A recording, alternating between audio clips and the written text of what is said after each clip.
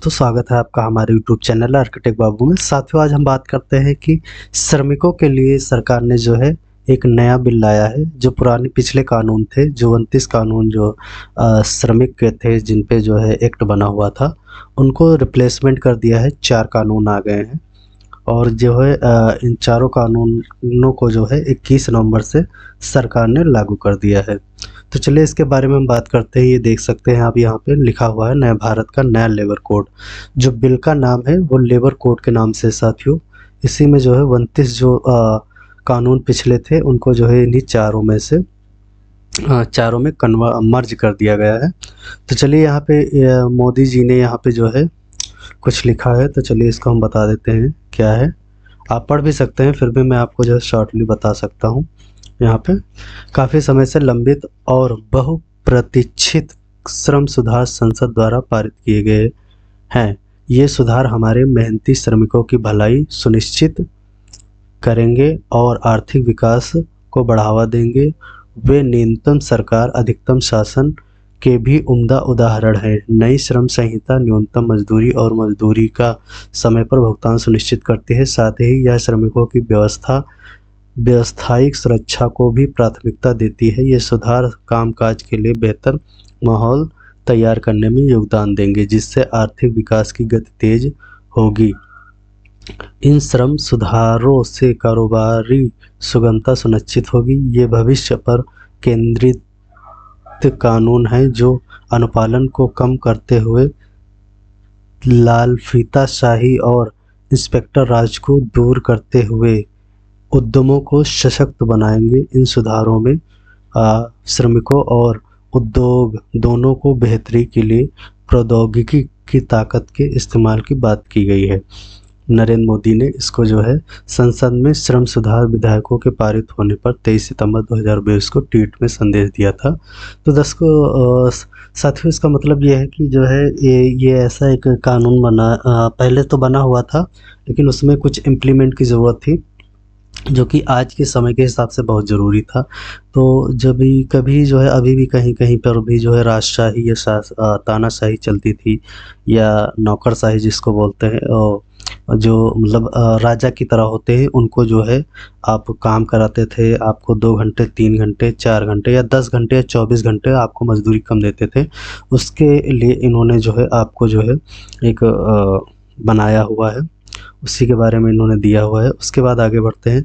अब देखिए यहाँ पे ये विषय हैं जिनमें आपको जो है इन्होंने चर्चा की है। ये देखिए, श्रमिक 18 साल से सिर्फ चर्चा। इन्होंने बताया है कि हमने कैसे कब से शुरू किया है और कब जो है इसका विवाद खत्म हुआ है। तो चलिए उसके बारे में बात करते हैं। यहाँ पे परिचय, अब यहाँ पे देखते हैं क्या लिखा है इन्होंने लिखा है, सशक्त, खुशहाल और आत्मनिर्भर भारत के सपने में श्रमिक के सशक्तिकरण की ज़रूरत है।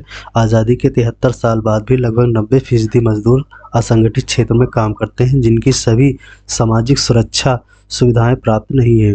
देश में श्रमिक वर्ग की संख्या संगठित व असंगठित क्षेत्र में 50 करोड़ से ज़्यादा है। पहली बार किसी सरकार ने इन संगठित व असंगठित दोनों क्षेत्रों के श्रमिकों और उनके परिवारों की सुध ली है। पहले श्रमिक वर्ग जो कानूनों के जाल में उलझे हुए थे, उन्हें सही मायने में आज़ादी दिलाने की दिशा में केंद्र सरकार ने क्रांतिकारी कदम उठाया है। इसके लिए सरकार ने 29 कानूनों को अब सिर्फ 4 कोड में समाहित कर सरल करने की दिशा में ऐतिहासिक कदम उठाया है, ताकि श्रम को सम्मान के साथ सुरक्षा भी, सेहत भी और सहूलियत भी सहजता से मिले।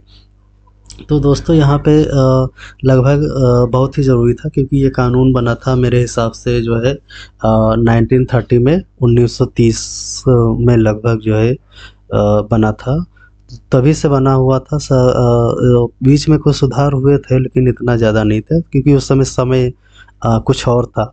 अभी पिछली सरकार में मेरे हिसाब से जो हुआ था 2014 से पहले। आज तो काफ़ी डिजिटल और जो है एआई का ज़माना आ गया है, तो इसलिए इस कानून को लाना बहुत ही ज़रूरी था। और यहाँ पे जो इन्होंने यहाँ पे ध्यान दीजिएगा, यहाँ पे इन्होंने एक बात कही है, मैं इसको ज़रा थोड़ा हाईलाइट कर देता हूँ। अब देखिएगा इसको जो है, ये देखिए यहाँ पे लिखा हुआ है, इसके ऊपर एरो के ऊपर देखिएगा, आपको दिखेगा संगठित व असंगठित क्षेत्र में 50 करोड़, यहाँ पे देखिए 50 करोड़ से भी ज़्यादा मज़दूर हैं और उनके बारे में अभी तक मान के चलो ना कानून बना हुआ था, लेकिन कोई जाता है 2 दिन के लिए 4 दिन के लिए काम पे, तो उसके लिए जो है मतलब कोई सेफ्टी कोई वो नहीं था, तो सरकार ने उसके लिए भी इसमें बात की है। और सबसे बड़ी बात तो इसने ये की है कि ये जो 29 कानून थे इनको अब जो है मर्ज करके सिर्फ 4 कानून बना दिया गया है। यहाँ पे लिखा हुआ है 4 कोड में इनको जो है समाहित कर दिया गया है, ताकि जो है किसी भी श्रमिक को जो है कानूनी प्रक्रिया में दिक्कत ना हो। यदि आपका कोई हिसाब रोकता है तो आप इन 4 कानून से आप जो है अपने हक को जो है ले लड़ सकते हैं साथियों। अब 18 साल से सिर्फ चर्चा, दोस्तों ये जो है ये बता रहे हैं, चलिए मैं इसको पढ़ के ही बता देता हूँ। संगठित व असंगठित क्षेत्र को मिलाकर देश में लगभग 50 करोड़ श्रमिक वर्ग है। इसमें एक बहुत बड़ा वर्ग जो कि लगभग 90% है वह असंगठित क्षेत्र में है। इन 4 श्रम संहिताओं के द्वारा यह सुनिश्चित किया गया है कि सभी श्रमिकों को श्रम कानूनों का लाभ मिलेगा। अब असंगठित व संगठित क्षेत्र के सभी श्रमिकों को न्यूनतम मजदूरी मिलेगी तथा असंगठित क्षेत्र के ज़्यादा से ज़्यादा श्रमिकों को भी सामाजिक सुरक्षाएं मिल पाएंगी। द्वितीय राष्ट्रीय श्रम आयोग ने जून 2002 की रिपोर्ट में पेश की थी, जिसमें यह सिफारिश की थी कि भारत में विभिन्न श्रम कानून और यह कहा कि संघीय क्षेत्र में विभिन्न कानूनों को समावेश करके 4 या 5 कोड में बदल दिया जाए। इस पर चर्चा तो हुई, लेकिन 2004 से 2014 तक इस पर कोई खास पहल नहीं हुई। श्रम कानून 1991 के आर्थिक सुधारों के दौर में भी सुधारों से वंचित रहे। इन कोड को लेकर तब मंथन तेज हुआ जब प्रधानमंत्री माननीय मोदी जी की क्रांतिकारी मजबूत फैसले लेने की इच्छा शक्ति और सबका साथ सबका विकास सबका विश्वास मंत्र के साथ संघीय ढांचा में आम सहमति से जीएसटी यानी वन नेशन वन टैक्स की व्यवस्था को साकार हो गई। इसी प्रगतिशील सोच को आगे बढ़ाते हुए श्रम कानूनों में सुधारों की प्रक्रिया को गति मिली। श्रम एवं रोजगार मंत्रालय द्वारा श्रम कानूनों में सुधार से पहले व्यापक विचार विमर्श किया गया। सबसे पहले मंत्रालय ने चारों प्रारूप संहिताओं को सरकार की पूर्व विधायी नीति के तहत वे वेबसाइट पर अपलोड किया ताकि सभी विधायक हितधारक व आम जनता अपने विचार दे सके। मंत्रालय ने वर्ष 2015 से 19 की अवधि में 9 विपक्षीय बैठक आयोजित की, जिनमें सभी केंद्रीय श्रमिक संगठनों, नियोक्ताओं के संगठनों व राज्य सरकार के प्रतिनिधियों को श्रम सुधारों पर अपने सुझाव व विचारों के लिए आमंत्रित किया। चारों विधायकों की सांसदीय स्थायी समिति ने भी जांच की व अपनी सिफारिशों को सरकार को दी। तो इनका कहने का मतलब ये है कि ये जो भी मतलब जो है ये कानून जो था ये इसकी लगभग जो है संगठित और असंगठित श्रमिकों को मिला लें तो लगभग 50 करोड़ जो है इसके लिए जो है श्रमिक है हमारे देश में, इंडिया में। तो उसके लिए यहाँ पे जो है एक 2002 में रिपोर्ट पेश की थी ताकि जो है इसको जो है 4 से 5 कोड में जो है समाहित कर दिया जाए, क्योंकि 29 कानून है और 29 कानून में काफ़ी सारा पेच फंस जाता है साथियों।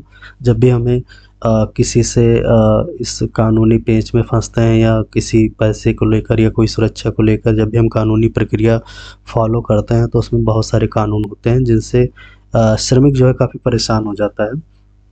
तो इसीलिए इसको 4 से 5 में बदलने के लिए पेश की थी। उस समय चर्चा जो है 2004 से 14 तक चली थी, लेकिन इतनी खास नहीं चली थी। 1991 में भी इसको जो है सुधार से वंचित कर दिया गया, इस पे ध्यान नहीं दिया गया। लेकिन जब मोदी जी कह रहे हैं कि जब मोदी जी आए तब जाकर इस पे जो है थोड़ा जोर दिया गया, और ये कहीं ना कहीं सच भी है। और इनके आने के बाद ही यहाँ पे देखिए इन्होंने अपना नारा भी दिया हुआ है, सबका साथ सबका विश्वास। ये देखिए यहाँ पे ये दिया हुआ है, आप देख सकते हैं इसको। और यहाँ पे जीएसटी इन्होंने जो है इसको लागू किया, उसी तरीके से इसको भी जो है इन्होंने लागू कर दिया। अब यहाँ पे इन्होंने दिया हुआ है कि जो है 2015 से 2019 की अवधि को इन्होंने अपने जो विचार थे उन्होंने एक वेबसाइट पे जो है अपलोड किया था ताकि लोग अपने सुझाव दे सकें। यहाँ पे इन्होंने वेबसाइट, ये देखिए यहाँ पे लिखा भी हुआ है, वेबसाइट पर अपलोड किया ताकि विधायक और सभी आम जनता अपने विचार दे सके कि ये कानून आना चाहिए या नहीं आना चाहिए। लोगों ने इस पे अपने सुझाव भी दिए जो सरकार को पसंद भी आए और जनता भी चाहती थी सुधार हो, इसीलिए सरकार ने फैसला ले लिया है। और यहाँ पे देखिए इन्होंने एक कोड लिखा हुआ है, नियोक्ताओं द्वारा महिलाओं कर्मचारियों को कार्यस्थल पर सुरक्षित माहौल प्रदान करना ज़रूरी होगा।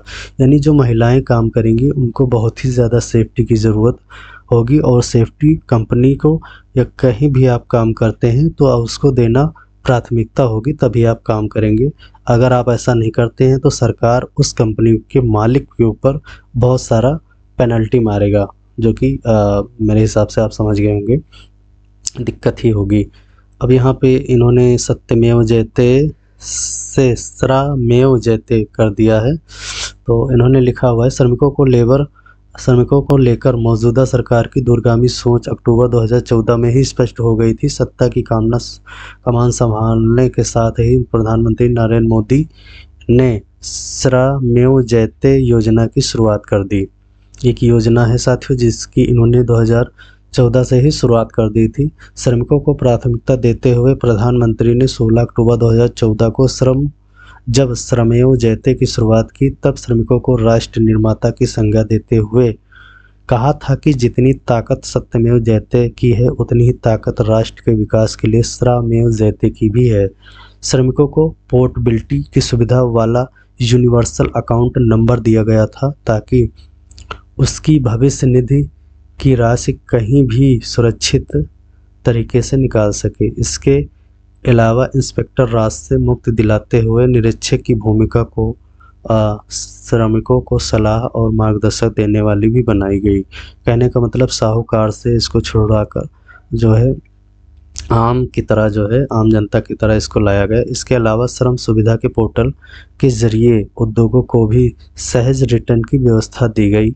उस वक्त की सरकार ने साफ कर दिया था कि नज़रिया अगर सम्मानजनक हो तो श्रम योगी और राष्ट्र निर्माता बन जाते हैं।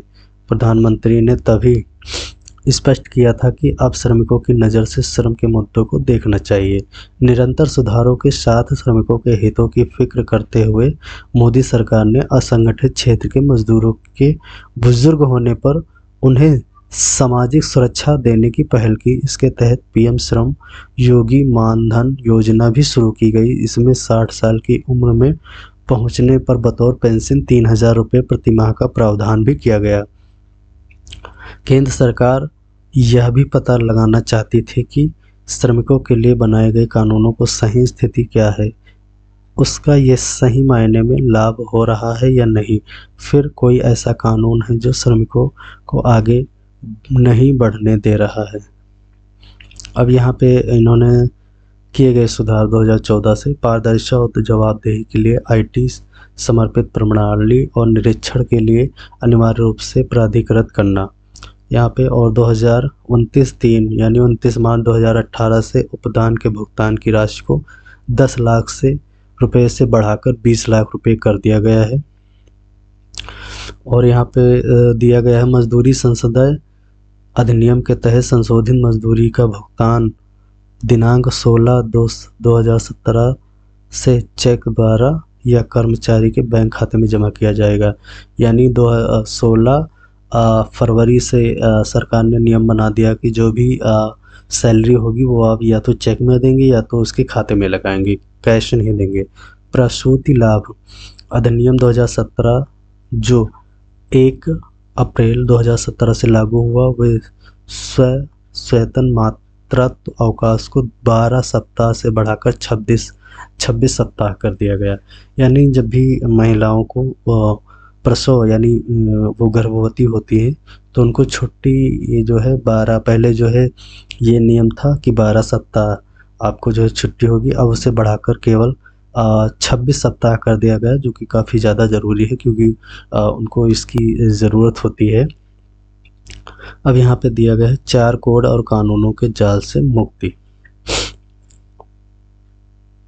तो यहाँ पे सारे 29 कानूनों को 4 में समाहित कर दिया गया है। चलिए इसके बारे में बात करते हैं। श्रम कानूनों में कई प्रावधान अंग्रेजों के शासनकाल में थे।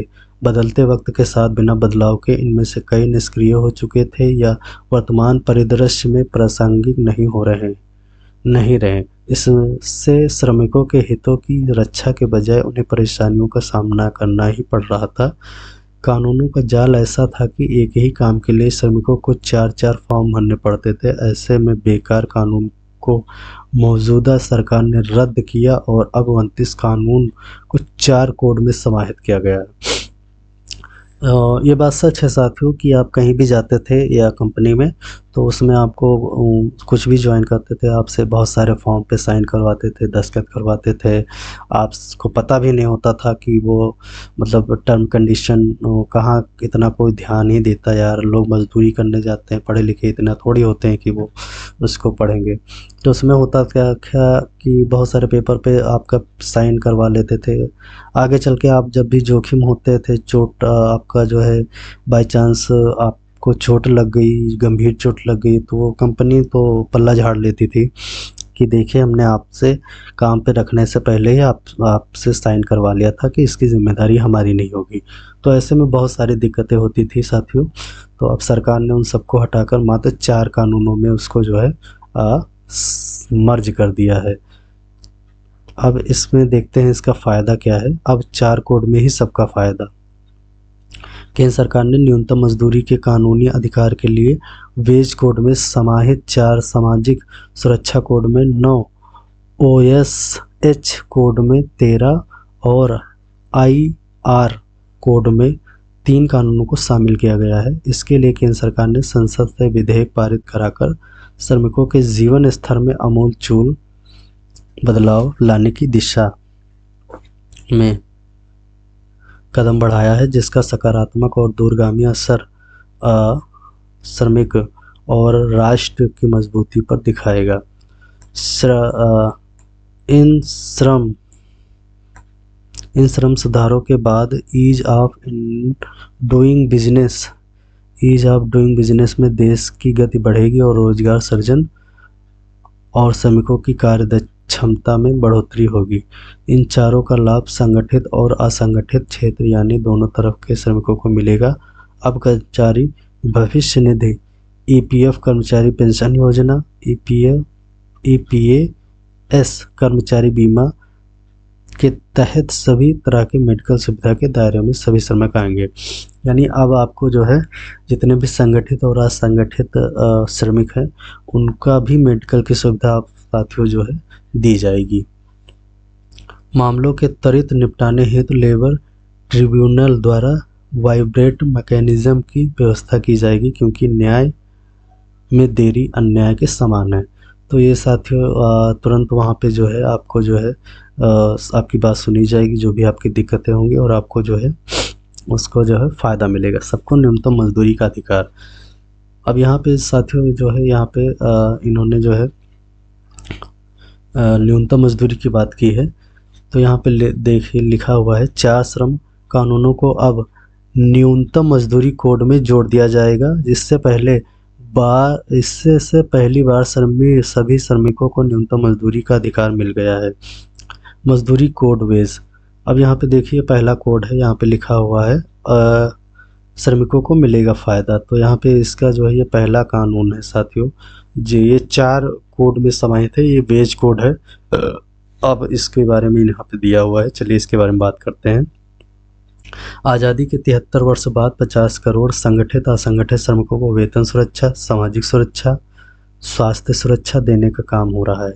यानी जो पहला कोड बिल है वेज कोड, उसके अंदर ये सारी चीज़ें हैं। आपको वेतन की सुरक्षा, यानी कहने का मतलब आपको जो है सही समय पर आपको पेमेंट मिलेगी, सामाजिक सुरक्षा भी मिलेगी, आपका हेल्थ चेकअप होगा। और यहाँ पे दिया हुआ है संगठित असंगठित क्षेत्र के 50 करोड़ मजदूरों को न्यूनतम मजदूरी की गारंटी, यानी आपकी जो है पैसे की गारंटी भी आपको जो है मिलेगी साथियों। यानी आप किसी भी कंपनी में काम करते हैं तो आपको जो है पैसे, ऐसा नहीं है कि वो नहीं देगा। आप चाहेंगे आप अपना ऑफ़र लेटर ज़रूरी हो गया साथियों। अब आप अपना ऑफ़र लेटर दिखाएंगे तो सरकार खुद आपका पैसा जो है जितने दिन काम किए हैं वो उस कंपनी के मालिक से दिलवाएगी। अब यहाँ पे दिया हुआ है आगे, हर 5 साल में न्यूनतम मजदूरी की समीक्षा, यानी 5 साल में न्यूनतम मजदूरी की समीक्षा भी की जाएगी। सभी मजदूरों को समय पर वेतन की गारंटी, यानी अब ऐसा नहीं होगा कि आपको पैसा जो है 7 तारीख की बजाय आपको 10 तारीख को दे, नहीं। अगर कंपनी ने एक डेट डिसाइड की है तो उसी डेट को उसको देना पड़ेगा। हालांकि कंपनी ने, सरकार ने डिसाइड कर दिया है 7 तारीख महीने की होगी, उसी तारीख तक आपको जो है पेमेंट देना होगा साथियों।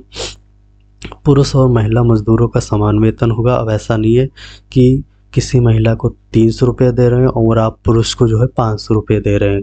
दोनों का काम जो है देखा जाएगा। हाँ, काम में अंतर हो सकता है। अगर आपका काम, महिलाओं का काम थोड़ा सॉफ्ट होता है तो उस हिसाब से कम हो सकता है, लेकिन हाँ, अगर मट्टी महिला ढो रही है, मट्टी पुरुष भी धो रहा है तो उसको बराबर वेतन ही मजदूरी दिया जाएगा साथियों।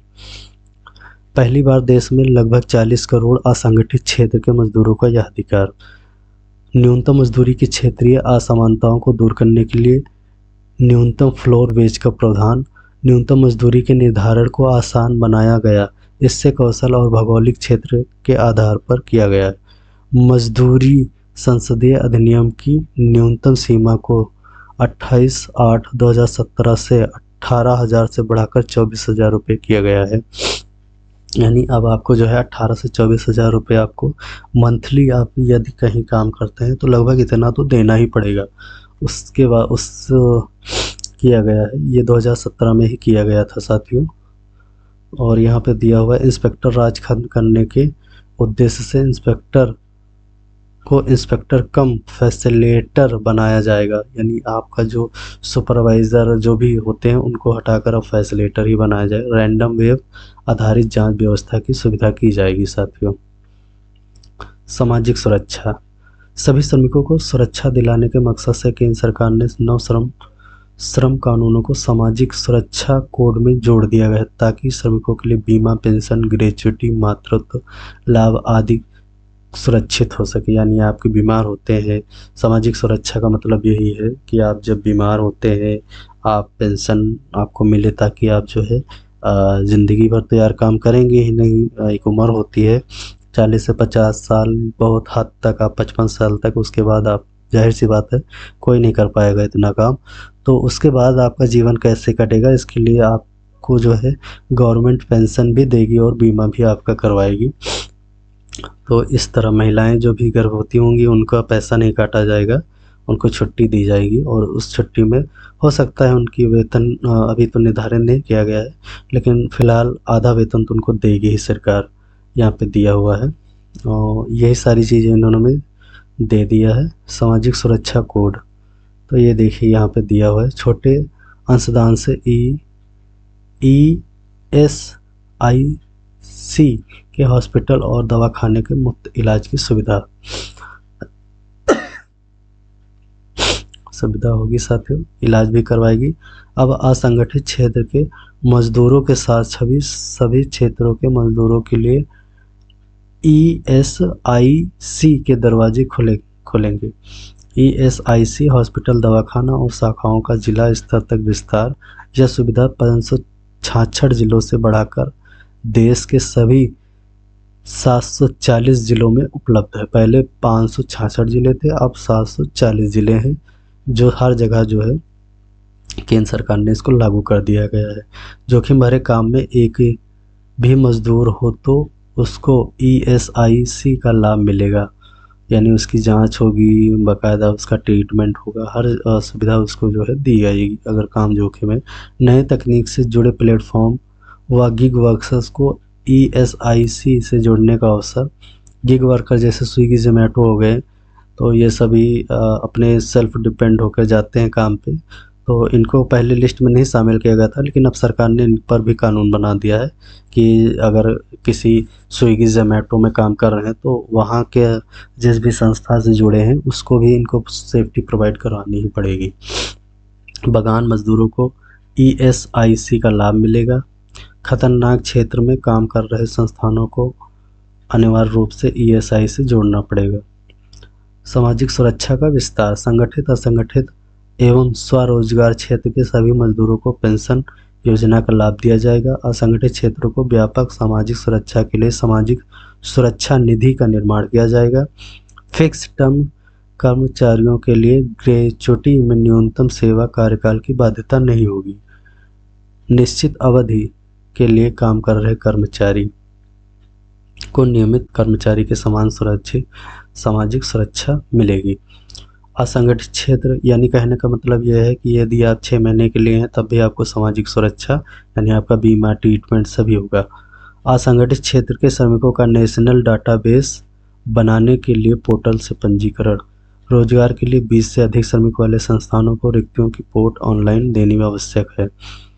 यानी यदि आप जो है 20 श्रमिक हैं तो आपको जो है ऑनलाइन आपको जानकारी देना आवश्यक होगा। साथ ही यूनिवर्सल अकाउंट नंबर यानी आपका जो EPF का होता है उसको आपको जो है देना पड़ेगा। बाद रहित यानी जो सुनने में नहीं है उन सार्वभौमिक खाता उनका UAN नंबर होता है, सारे के रूम में काम करेगा। साथियों, श्रमिकों को हर परिस्थिति में सुरक्षा का हक। कार्यस्थल पर श्रमिकों के बेहतर और सुरक्षित माहौल के साथ साथ सामाजिक, व्यावसायिक स्वास्थ्य की सुरक्षा के लिए 13 श्रम कानूनों को व्यावसायिक सुरक्षा, स्वास्थ्य और कार्य परिस्थिति कोड में जोड़ा गया है। इसमें फैक्ट्रियां, खनन, कंस्ट्रक्शन, प्लांटेशन, मोटर ट्रांसपोर्टर, बीड़ी, सिगार, संविदा श्रमिक और अंतर्राज्यीय प्रवासी मजदूरों के हितों की पूरी सुरक्षा की सुनिश्चित की गई है। यानी जितने भी छुट्टा पुट्टा यानी जो भी मजदूर लेबर हैं वो किसी फैक्ट्री या खनन में या बीड़ी, सिगरेट, मोटर ड्राइवर जो भी हैं सबके लिए जो है सरकार ने जो है सुरक्षा सुनिश्चित कर दी है। साथियों, ये बहुत ही ज़रूरी था। अब यहाँ पे दिया हुआ है OSH कोड, व्यावसायिक सुरक्षा, स्वास्थ्य एवं कार्य परिस्थितियाँ। अंतर्जातीय प्रवासी श्रमिक के लिए OSH कोड में किए गए विभिन्न प्रावधान उनका जीवन यापन सुगम बनाएंगे। अंतर्राष्ट्रीय प्रवासी श्रमिक अधिनियम 1979 की कमियों को OSH कोड के द्वारा व्यापक रूप से सुधारा गया। पहले ठेकेदार के द्वारा नियुक्त श्रमिक को ही अंतर्जातीय प्रवासी श्रमिक माना जाता था, लेकिन नए प्रावधान के तहत प्रवासी श्रमिकों को यह सुविधा दी है कि वो आत्मनिर्भर और स्वतः ही अपने आप को नेशनल पोर्टल पर अंतर्जातीय प्रवासी श्रमिक के रूप में पंजीकृत कर सकेंगे। इस प्रावधान से श्रमिक को एक कानून की पहचान मिलेगी जिससे वह सभी सामाजिक सुरक्षा योजनाओं का लाभ उठा पाएगा। एक इन्होंने पोर्टल लॉन्च किया है, नेशनल पोर्टल, उसी पे जाकर आपको रजिस्ट्रेशन करना होगा साथियों। और जो है यहाँ पे आगे एक और पॉइंट इन्होंने दिया हुआ है, अंतर्जातीय प्रवासी मजदूरों को प्रत्येक वर्ष मूल निवास स्थान पर जाने व आने के लिए नियोक्ताओं द्वारा भत्ता दे जाने का प्रावधान है। यानी जो मजदूर हैं, प्रवासी मजदूर, वो अपने घर या राज्य जाएंगे तो कंपनी उसका जो है आने जाने का खर्चा देगी। मजदूरों को नियुक्ति पत्र देना अनिवार्य है, यानी ऑफर लेटर आपको जो है मजदूरों को देना ही पड़ेगा। ऑफर लेटर, यदि आप उसको काम में रखते हैं तो ऑफर लेटर देना पड़ेगा। उसके बाद दिया हुआ है श्रमिक का नियोक्ता द्वारा साल में एक बार मुफ्त चेकअप। यानी किसी भी श्रमिक आपके यहाँ फैक्ट्री कंपनी में काम करेंगे, जहाँ भी आप काम करेंगे तो वहाँ पे जो है साल में एक बार आपका जो है मेडिकल चेकअप होगा, मुफ्त में कराएगी, वो भी सरकार कराएगी और जो है वो कंपनी जहाँ पे आप काम करते हैं वो लोग करवाएंगे। उसके बाद यहाँ पे दिया हुआ है अंतर्जातीय प्रवासी मजदूरों की भवन निर्माण कार्य में मजदूरी करता है, उसे एक राज्य से दूसरे राज्य में आने जाने पर भवन निर्माण फंड की सुविधाओं का लाभ भी मिलेगा। यानी आप किसी राज्य में भवन निर्माण में कार्य कर रहे हैं, घर बनाने में, तो वहाँ पे आपको जो है भवन निर्माण में फंड की सुविधा भी आप मिलेगी। उसके बाद यहाँ पे लिखा हो one nation one ration card के तहत अंतर्जातीय प्रवासी मजदूर किस राज्य में काम करेगा वहाँ राशन सुविधा प्राप्त कर सकेगा तथा श्रमिक के अन्य परिवार के सदस्य अपने निवास स्थान वाले राज्य में भी राशन की सुविधा ले सकेंगे। अब यहाँ पे ध्यान रखिएगा, ये बहुत ही इन्होंने जो है अच्छी, यहाँ पे मैं इसको सोच ही रहा था कि यहाँ पे ये चीज़ बहुत ही ज़्यादा ज़रूरी है, तो इसको मैं हाईलाइट यहाँ पे कर देता हूँ ताकि आप जो है इसको आसानी से जो है देख सकें। ये देखिए साथी, यहाँ पे इसको पढ़िएगा। वन नेशन वन राशन के तहत अंतर्जातीय प्रवासी मजदूर किस राज्य में काम करेंगे। यानी सरकार कह रही है कि अब जो है राशन कार्ड आपको ज़रूरी नहीं कि आप यूपी बिहार में रहते हैं तो आपको बिहार में ही मिलेगा। आप हिंदुस्तान के किसी भी राज्य में रहेंगे, अगर वहाँ पे आप लेबर वर्क करते हैं तो आप अपना राशन का कार्ड वहाँ पर भी यहाँ का ले सकते हैं। तो ये सुविधा बहुत ही अच्छी है साथियों। बहुत सारी दिक्कतें होती थी, कम से कम उनके खाने का खर्चा तो बचेगा। उसके बाद साथियों आगे बढ़ते हैं। यहाँ पे लिखा हुआ है अंतर्जातीय प्रवासी मजदूरों की समस्याओं के निवारण हेतु तो हर राज्य में हेल्पलाइन की सुविधा होगी। अब देखिए यहाँ पे पहले दिक्कत क्या होती थी कि जो है जो भी श्रमिक हैं उनके लिए जो है यहाँ पे एक हेल्पलाइन नंबर जो है दिया जाएगा। यदि आपको कोई परेशान करता है, आपसे ज़बरदस्ती काम करवाता है, तो आप उस नंबर पे फ़ोन करके आप जो है सहायता ले सकते हैं साथियों।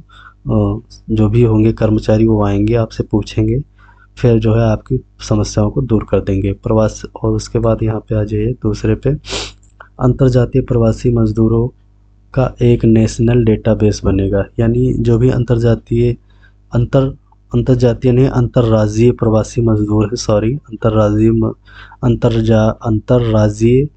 प्रवासी मजदूरों का एक नेशनल डेटाबेस बनेगा।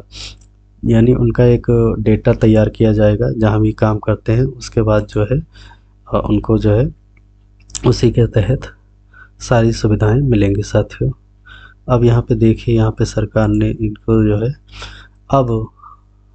अब 240 दिन की बजाय 180 दिन ही काम करने पर हर 20 दिन पर एक छुट्टी इकट्ठा होगी। यानी पहले आपको 240 दिन 365 में करना पड़ता था, अब आपको 240 दिन की बजाय 180 दिन ही काम करने पर हर 20 दिन पर एक छुट्टी इकट्ठा होगी। यानी 20 दिन पर एक छुट्टी आपको इकट्ठा होगी। तो आप जोड़ सकते हैं 20 यानी 40 दिन पर 2 छुट्टी।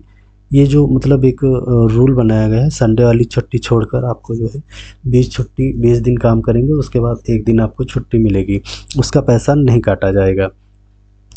तो ये रहा साथियों, बहुत ही अच्छी चीज़ है। और यहाँ पे ये सरकार ने और भी यहाँ पे दिया हुआ है, मैं इसको थोड़ा आगे बढ़ाता हूँ।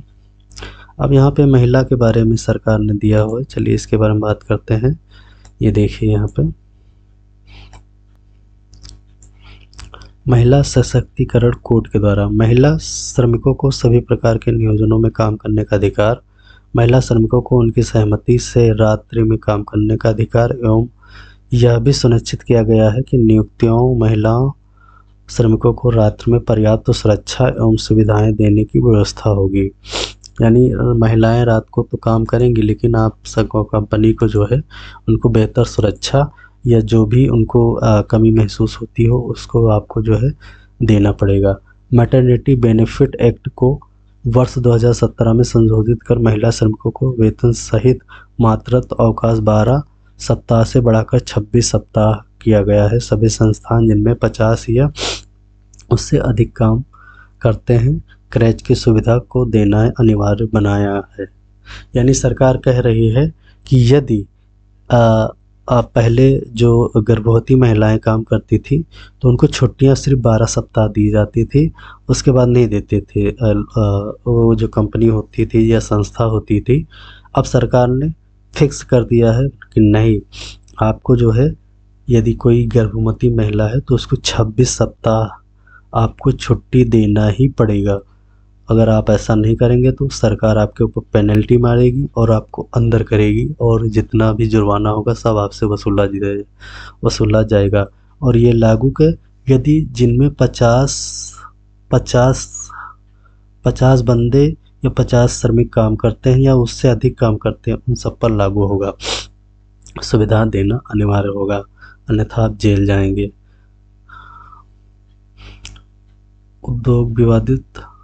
उद्योग अब विवाद समाप्ति की ओर, यानी इनका कहना है कि जो भी विवाद थे वो अब नहीं रहे। देख लीजिए यहाँ पे 3 श्रम कानूनों को औद्योगिक संबंध इंडस्ट्रियल रिलेशन कोड में विलीन करते हुए केंद्र सरकार ने ट्रेड यूनियन के साथ साथ श्रमिकों के हितों की रक्षा के लिए उठाए कदम। इसमें औद्योगिक इकाइयों और श्रमिकों के लिए ऐसे हर संभव उपाय किए गए हैं ताकि भविष्य में कहीं भी विवाद की स्थिति न हो। यानी जो ये कानून बनाया गया है इसमें हर चीज़ उन्होंने दी रखी है ताकि आपको जो है कोई भी विवादित ना लगे। औद्योगिक संबंध, यहाँ पे देख लीजिए, मजदूर की नौकरी छूटने पर उसे अटल बीमा व्यक्ति कल्याण योजना के तहत लाभ मिलेगा। अटल बीमित व्यक्ति कल्याण योजना के तहत रोजगार खोने वाले संगठित क्षेत्र के कर्मचारियों को सरकार की ओर से आर्थिक मदद मिलती है। यह एक तरह से बेरोजगारी भत्ता होता है जिसका लाभ उन्हीं कर्मचारियों को मिलता है जो ESI स्कीम के तहत कवर है। साथियों, नौकरी छोड़ने पर श्रमिक को स्किलिंग यानी कौशल प्राप्ति के लिए 15 दिन की तनख्वाह मिलेगी, जो कि श्रमिक के खाते में सीधे जाएगी, जिससे वह नया कौशल सीख पाएगा। यानी नौकरी छोड़ने पर आपको सरकार 15 दिन की तनख्वाह भी देगी, जिससे आप कोई स्किल सीख सकते हैं। मजदूरों को ट्रिब्यूनल से जल्दी न्याय मिलने की सुविधा होगी। ट्रिब्यूनल में मजदूरों के केस का न्याय 1 साल में होगा, यानी जो मजदूर का केस है उसको जो है 1 साल में निपटा दिया जाएगा। साथियों, आपको लंबा नहीं घसीटा जाएगा, 1 साल के अंदर अंदर आपको जो है न्याय मिल जाएगा। इंडस्ट्रियल ट्रिब्यूनल में 2 सदस्य होंगे, इससे प्रक्रिया तेजी से आगे बढ़ेगी। औद्योगिक प्रतिष्ठानों में 21% वोट पाने वाली यूनियन को मान्यता प्राप्त यूनियन का दर्जा दिया जाएगा, जो कि नियोक्ताओं द्वारा से समझौते कर पाएंगी, जिससे जिन औद्योगिक प्रतिष्ठानों में किसी यूनियन को 21% वोट प्राप्त नहीं होते हैं तो नियोक्ताओं से समझौतों के लिए ट्रेड यूनियन की नेगोशिएटिंग काउंसिलिंग बनाई जाएगी। हम इस मानसिकता से बाहर आने की ज़रूरत है कि उद्योग और श्रम हमेशा एक दूसरे के साथ संघर्ष में रहते हैं। ऐसा तंत्र क्यों नहीं है जहां दोनों समान रूप से लाभ हो। चूंकि श्रम कानून एक समवर्ती विषय है, इसलिए वह राज्य सरकारों को उनकी विशिष्ट स्थिति और आवश्यकताओं के अनुसार उसमें संशोधित करने के लिए लचीलापन देता है। हड़ताल के अधिकार पर बिल्कुल भी अंकुश नहीं लगाया गया। वास्तव में ट्रेड यूनियन को एक नए अधिकार के साथ मजबूत किया गया है, जिससे उन्हें वैधानिक मान्यता प्राप्त हो सके। हमने नियोक्ताओं कर्मचारियों के संबंध को अधिक व्यवस्थित बना दिया है। नोटिस की अवधि का प्रावधान कर्मचारियों और नियोक्ताओं के बीच किसी भी शिकायत के सौहार्दपूर्ण निपटारे का अवसर देता है। यानी आप जो भी नोटिस देंगे उसको जो है आपको समय दिया जाएगा कि आप इसको सुधार लीजिए। आदरणीय प्रधानमंत्री मोदी जी ने कहा है। अंतर्राज्यीय प्रवासी मजदूरों का कल्याण। अब इन्होंने जो है अंतर्राज्यीय जो मजदूर हैं उनका कैसे ये लोग जो है कल्याण करेंगे उसके बारे में दिया हुआ है। अंतर्राज्यीय प्रवासी मजदूरों के हितों के बारे में सरकार काफ़ी समय से उनके हितों को बढ़ाने के लिए कार्यरत थी। उसी दिशा में अंतर्राज्यीय प्रवासी मजदूरों के लिए कानून को सुदृढ़ करने की पहल की। प्रवासी मजदूरों और गरीबों के लिए गरीब कल्याण, मुफ्त अनाज घरों तक पहुंचाने जैसी कई योजनाओं को केंद्र सरकार ने बेहद तेजी गति से आगे बढ़ाया है। और यहाँ पे दिया हुआ है संहिता कर के लाभ, एक पंजीकरण, एक लाइसेंस, एक विवरणी, न्यूनतम फॉर्म। यानी अब आपको ज़्यादा झमेला नहीं करना पड़ेगा। एक पंजीकरण कराइए, एक लाइसेंस मिलिए और एक फॉर्म में आपका जो है दे दिया जाएगा। एक समान परिभाषाएं, समितियों में कमी, वेब आधारित औपचारिक निरीक्षण, औद्योगिक का उपयोग, इलेक्ट्रॉनिक पंजीकरण और लाइसेंस में अनुपालन, लागत और विवाद में कमी। जब तक, अब यहाँ पे एक फिर कोड जो है मोदी जी ने लिखा है, इसको भी पढ़ लेते हैं। जब तक श्रमिक मालिक उनके बीच परिवार भाव पैदा नहीं होता, अपनेपन का भाव पैदा नहीं होता, मालिक अगर यह सोचता है कि वो किसी का पेट भरता है और श्रमिक यह सोचता है कि मेरे पसीने से ही तुम्हारी दुनिया चलती है, तो मैं नहीं समझता कि कारोबार ठीक चलेगा। लेकिन अगर परिवार भाव हो, एक श्रमिक का दुख मालिक को रात को बेचैन बना देता हो और फैक्ट्री का हुआ कोई नुकसान श्रमिक को रात को सोने न देता हो, यह परिवार का भाव जब पैदा होता है तब विकास की यात्रा को कोई नहीं रोक सकता। तो मोदी जी ने बहुत अच्छी बात कही है यहाँ पे। देखिए, हम सभी जानते हैं कि जब भी हम जो कहीं पे काम करते हैं तो काम करने में तभी मज़ा आता है, बेशक मेहनत होता है, लेकिन आपसे जो काम करवा रहा हो वो थोड़ा जो है विनम्र हो, यानी आपकी भावनाओं को समझता हो। ऐसा नहीं है कि बार बार टोके कि यार तुम बैठे हो क्या कर रहे हो, ऐसा नहीं होना चाहिए। अगर आप काम करके थक गए हैं तो जाहिर सी बात है आप 4-5 मिनट रेस्ट कर सकते हैं, उसके बाद फिर शुरू हो जाइए। ऐसा नहीं है कि आप अब 4-5 मिनट ही करिए, और बहुत ज़्यादा अगर आप थके हैं तो 10 मिनट मेरे हिसाब से बहुत है। और शायद लंच टाइम में आपको ब्रेक मिलता ही है, तो मालिक को भी सोचना चाहिए कि चलिए यार थोड़ा बहुत काम किया, थक गया है। तो ये सारी चीज़ें आप एक दूसरे के प्रति जो है विनम्र रहेंगे तो जाहिर सी बात है काम भी होगा और मज़ा भी आएगा साथियों। तो ये बात मोदी जी ने कही है। और यहाँ पे आगे बढ़ते हैं। फिर देखिए मोदी जी ने एक और बात कही यहाँ पे, जवाबदेह और सरल तंत्र से प्रक्रियाएं होंगी आसान, एक पंजीकरण, एक लाइसेंस। तो यहाँ पे लेना होगा। गिग और प्लेटफॉर्म कर्मी सहित 40 करोड़ असंगठित कामगारों के लिए सामाजिक सुरक्षा कोष बनाया जाएगा, जो इससे जो है एक मदद मिलेगी आपको, जो है इससे मेडिकल हेल्थ चेकअप होगा, तो ये सारी चीज़ें आपको जो है दिया जाएगा। अब यहाँ पे फिर मोदी जी ने एक यहाँ पे जो है एक कोड लिखा है, इसको भी पढ़ते हैं।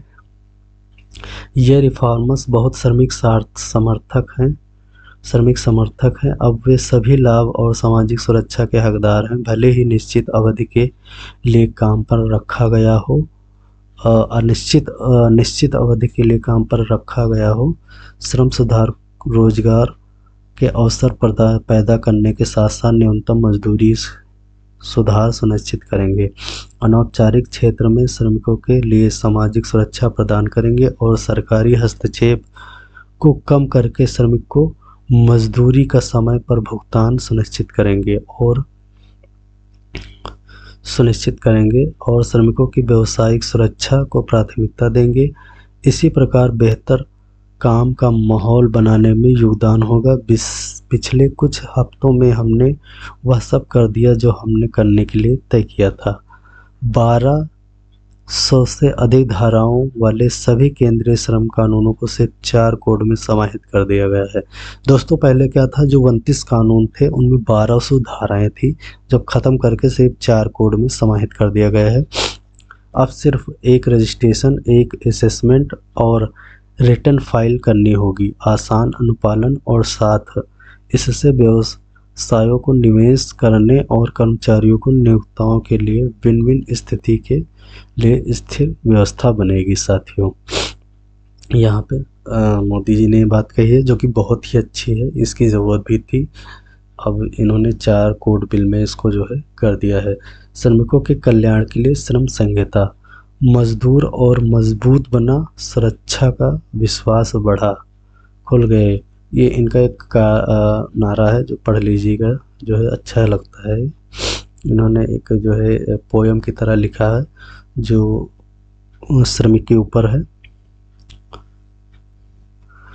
सरल हो गई प्रक्रिया, सफल हुए काम, अब अस्थायी प्लेटफॉर्म श्रमिकों के लिए सामाजिक सुरक्षा योजना से है सुरक्षित। ये सारी चीज़ें इन्होंने यहाँ पे दे रखी है, कोड वगैरह। उपलब्धियाँ भी इन्होंने यहाँ पे दे दिया है, देख लीजिए। वर्तमान मौजूदा श्रम संगठन यहाँ पे दिया है। वर्तमान में 566 जिलों में ये था साथियों। अब इसको जो है 740 ज़िले में कर दिया जाएगा साथियों। यहाँ पे देख लीजिए, ये इसका है सार्वभौमिकरण।